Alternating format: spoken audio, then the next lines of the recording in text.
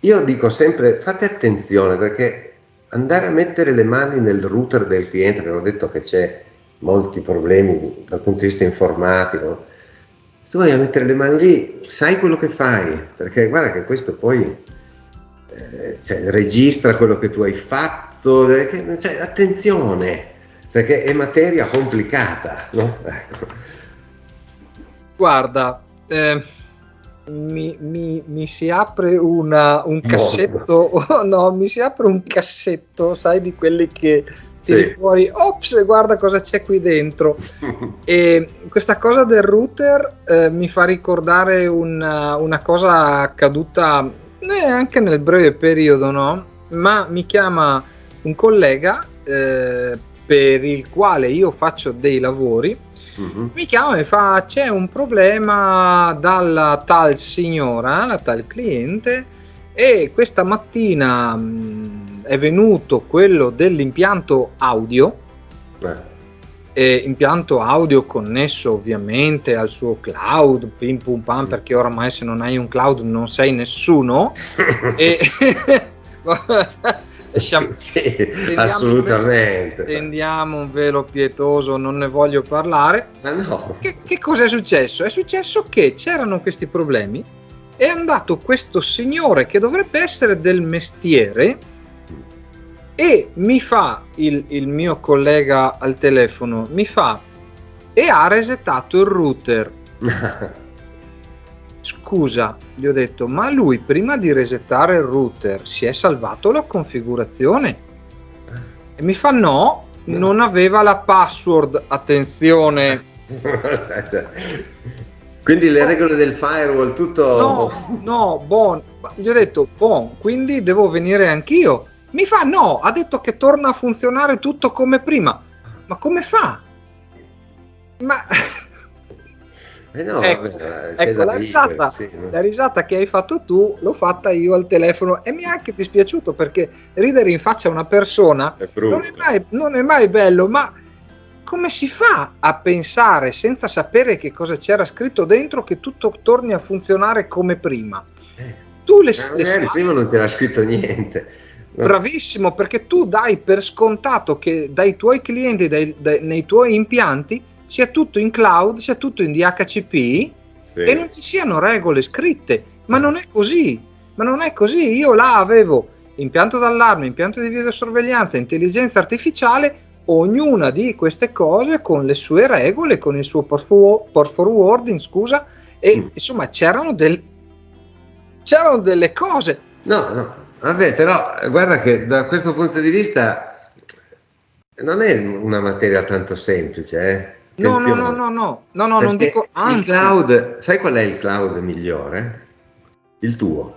Sì. Ecco, allora il problema è questo, cioè riuscire a capire quando una certa tecnologia diventa effettivamente accessibile. Io ero già nato quando quelle che tu prima hai detto ci facciamo un po' i fighetti, no? Noi quella roba lì non la facciamo, ma io ne conoscevo di questi che facevano così, nel senso che comunque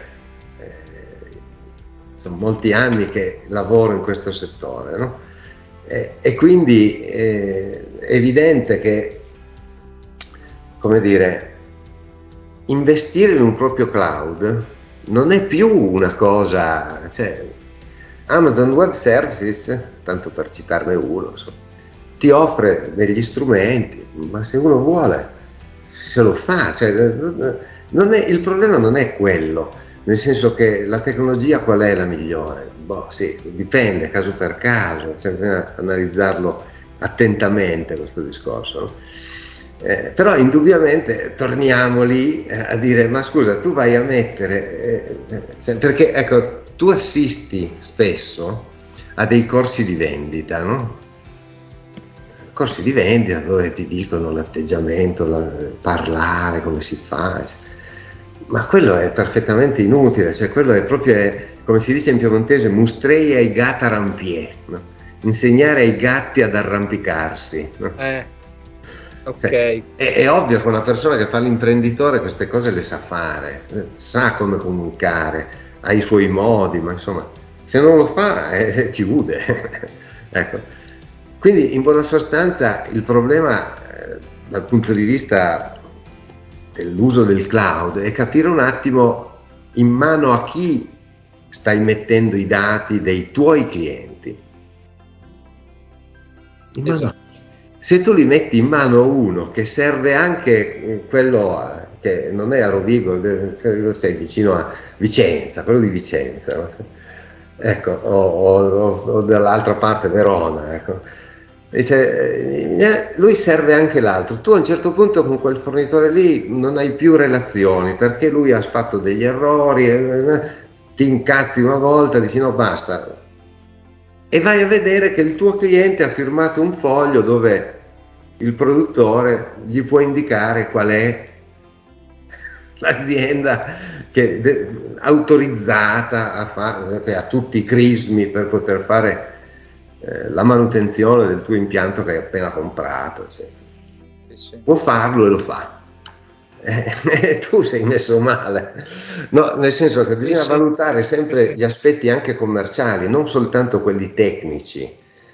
Poi è chiaro che tu hai una cosa, l'attacchi lì, leggi 2 QR code, funziona tutto, ma cosa c'è di più bello di così? Dai, io che faccio il post vendita, perché lo so che voi installatori vi cucco soltanto se capite che ne capisco, se no adesso sabato mattina in amitié così a fare questa discussione è bellissimo, veramente mi piace tantissimo.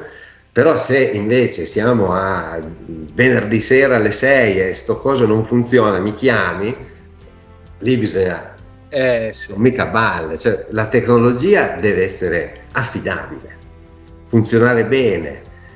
Quindi come si fa a fare tantissime cose tutte bene? Sì. Cioè, sei un mago. Quindi è molto probabile che tu trovi quello che è bravissimo a fare le sirene.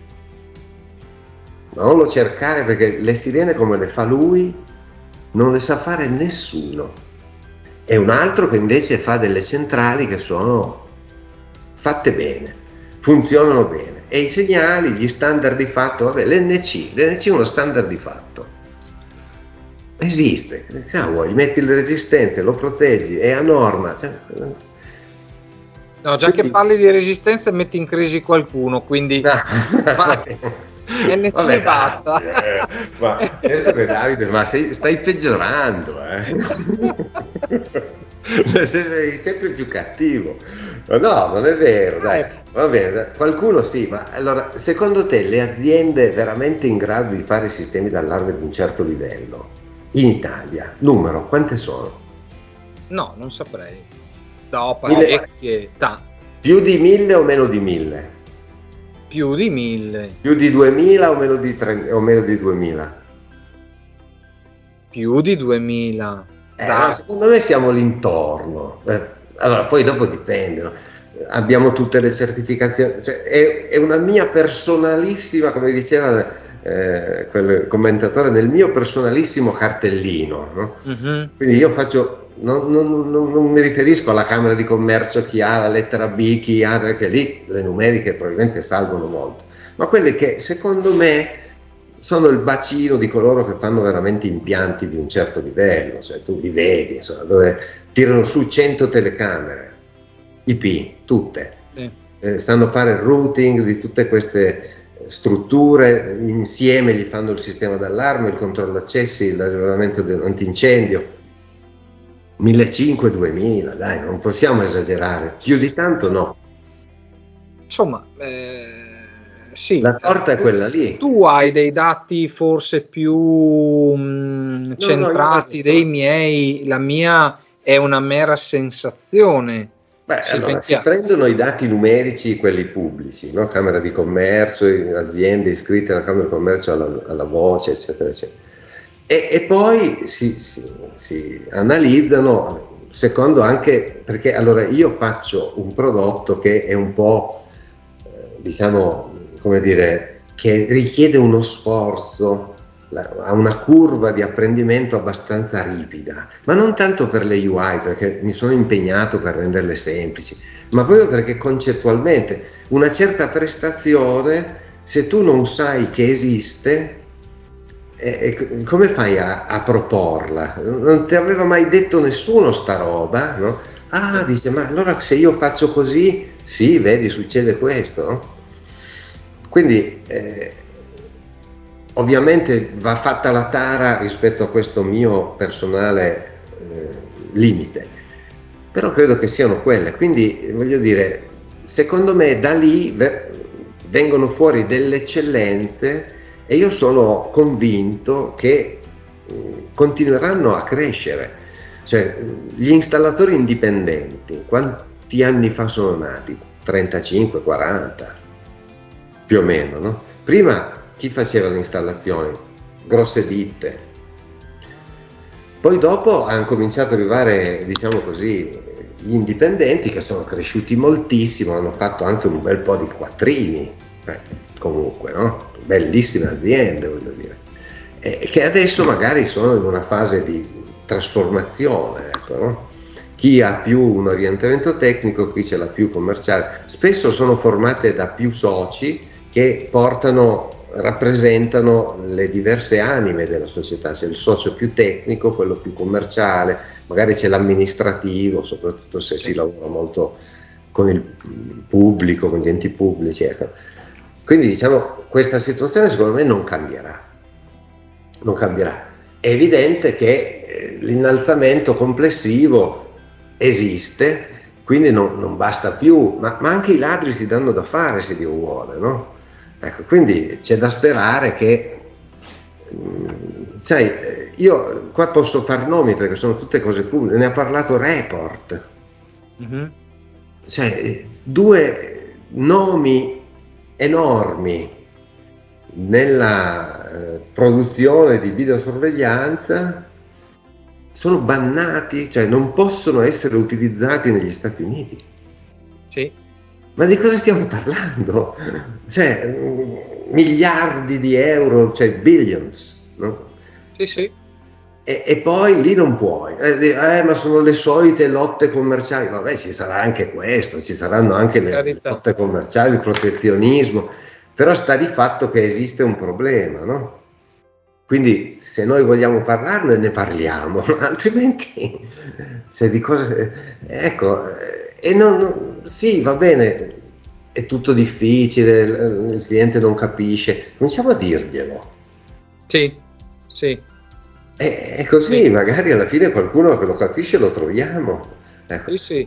Poi ragionando in termini di alternative, cosa facciamo? Cioè, non possiamo fare molto, possiamo raccontargliela, potremmo, però, e qui in qualche caso è nata una proposta, qualche proposta nel tempo c'è stata, di unire le forze e fare della comunicazione verso il cliente, verso l'utilizzatore, che non vuole sminuire nessuno, anzi vorrebbe portare in alto quei valori che dovrebbero arrivare all'utente finale, no? Cioè sì. la mia l'ho proposto anch'io in tempi non sospetti, non se n'è fatto nulla, ma doveva essere una comunicazione sana, non che volta a portare discredito ad alcuna azienda, per carità, ci mancherebbe, però se abbiamo delle eccellenze, se abbiamo dei valori, uniamo quelle eccellenze, uniamo quei valori e portiamoli avanti, no? Cerchiamo di... No, però bisogna fare un passo indietro, secondo me, nel senso, va bene quello che tu dici, probabilmente si arriverà lì, però noi negli ultimi anni abbiamo assistito alla nascita motu proprio, diciamo così, di reti di professionisti che si sono uniti per fare varie cose. Le assicurazioni hanno cavalcato questa onda e poi basti vedere tutti questi che fanno le consegne con i motorini. Ci sono 1000 business che nascono così, sono scalabili, li chiamano, no? Partono dal piccolo e si possono innestare nuove cose. Che il settore della sicurezza sia già pronto per questo salto non credo, onestamente, ci vorrà ancora un po', poi può essere, ecco, però io personalmente non credo piuttosto che esista già ad un livello più alto, dove quindi la comunicazione non è allargata sul grande pubblico, non è per la signora Maria, è per l'azienda che ha 50 sedi in Italia, è per la rete dei concessionari Volkswagen che hanno bisogno di avere un certo tipo, quello è assolutamente maturo, pronto ad essere colto come opportunità, come mercato, diciamo. Però tu mi insegni che il grosso del mercato, parliamo dei milioni di euro che hai citato tu all'inizio di questa bellissima conversazione, è fatto dal sottobosco, dove certe cose, certe comunicazioni non arrivano. Ok, però in quel sottobosco, torniamo lì, i 200.000 euro di asset che tu hai nella tua azienda tra furgoni, trapani, attrezzature, corsi, non servono a niente. E quindi diciamo che o tu trasformi completamente la tua azienda, oppure ti trovi a dover svendere. Quindi conviene fare il primo passo sul terreno dove siamo già più pronti.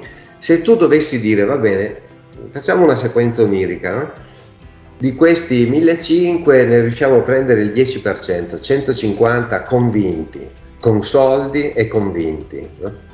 Che investono e tirano fuori un bel fatturato e cominciano a crescere, ad andare avanti, eccetera.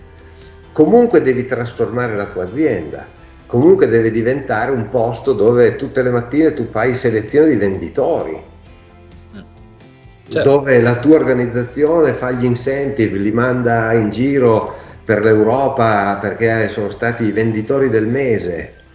Un altro mestiere, bello, cioè, sì. Divertente. Tu saresti adattissimo, tra l'altro, secondo me, perché sei una persona molto comunicativa e che non dice balle, e questa è la cosa importante, no?